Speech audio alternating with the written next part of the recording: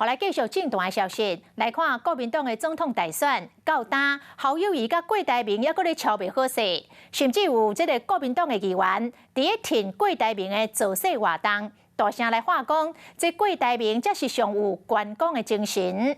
啊，侯友宜话嘛袂加讲，今仔日直接就穿有印关公飘旗的衫来参加着庙会活动。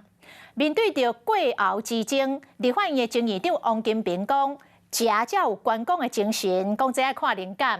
啊，那伊家己敢若支持党提名的候选人。关公诞辰，侯友宜透早就到桃园甲张善政会合，议长冒来光叫。党主席朱立伦该倒介绍地方的头人来看侯友宜穿的衫，袂输惊人唔知讲，伊是强调关公的精神。手请的即阵是郭总统蒋经国3号庙方的关公，侯友宜用关公克服有生神的问题。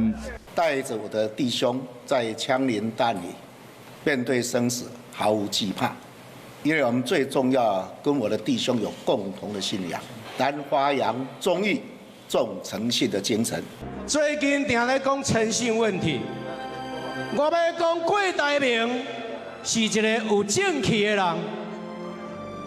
有正义之气的人，才是关公的精神。心人才有正义之气，政治一枚过大伫屏东做事，那样议员有无同款的意见？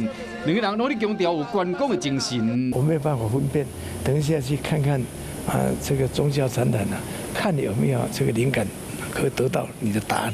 郭台铭、侯友宜，什么人是关公的代言人？前立法院长王金平讲，这爱跋杯。什么时候会帮侯友宜去整合郭台铭？你说姻缘还没到，那现在姻缘当然还没有到啊，因为这个郭台铭先生究竟他何去何从，他也没有定论啊，很明确的，我只能够支持党提名的人。